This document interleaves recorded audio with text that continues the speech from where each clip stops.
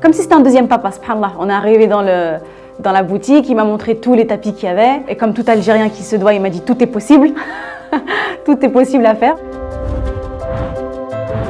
Sabrina Halida, je suis née en France et d'origine algérienne. Paris-Marseille avec mon père, tous les ans, on faisait Paris-Marseille sur un fond de Dahman el-Harrachi.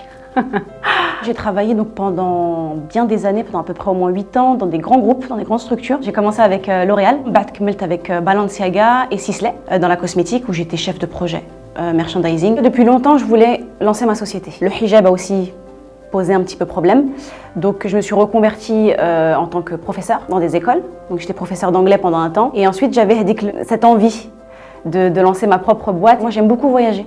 J'ai passé vraiment beaucoup de temps sur les routes, que ce soit en Amérique, en Afrique, en Asie. Et à chaque fois, tout le temps, j'ai toujours quelqu'un qui me dit « Sabrina, s'il te plaît, tu pars avec le pays, est-ce que tu peux me ramener un produit ?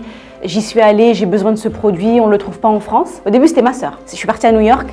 Elle m'a dit « Sabrina, s'il te plaît. » À l'ancienne, il y avait dit que la marque, les Uggs, les petites bottines fourrées Hadouk. Voilà, maintenant on les connaît par cœur, mais il y a quelques années, ça n'existe pas en France. Donc elle m'a dit, s'il te plaît, ramène-moi. Donc j'étais avec mon téléphone sur Times Square, oh, tu veux cette paire? Non. Celle-là? Non. Je me suis dit, tiens, il y a peut-être quelque chose à travailler. Et c'est là que j'ai lancé SWOS, qui sont les initiales de See What's Overseas. Regarde ce qui se passe ailleurs. J'ai contacté une marque espagnole que je trouvais, elle faisait des très beaux bijoux. C'est très artisanal, c'est fait main. Elle est présente partout sauf en France. Elle m'a dit, on peut commencer ensemble. Je lui ai dit, ok. Et je me suis dit, ok, je vais rajouter des marques alors. Donc j'ai rajouté des marques de décoration qui viennent de Turquie, qui viennent d'Inde. Et en venant en Algérie il y a peut-être 2 ans, je me suis dit, subhanallah, c'est mon pays. Pourquoi est-ce que je ne vais pas travailler avec des artisans algériens aussi? Parce qu'ils ont un beau savoir-faire.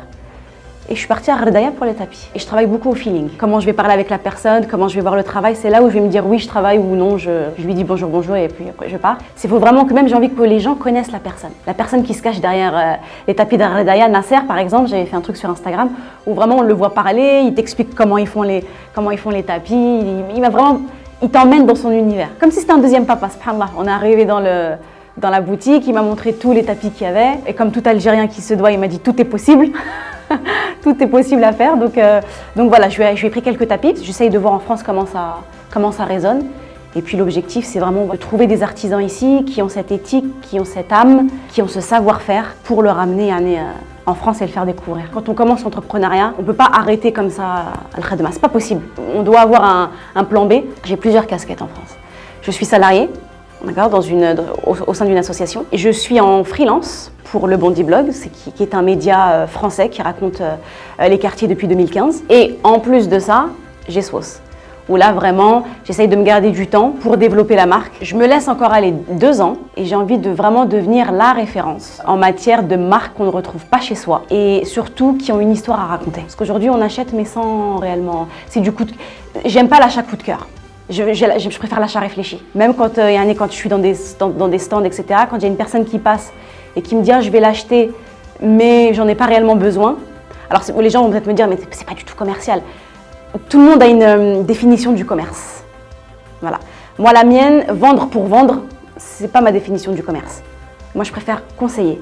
Et je pense que la personne, quand tu la conseilles, c'est là où elle se dit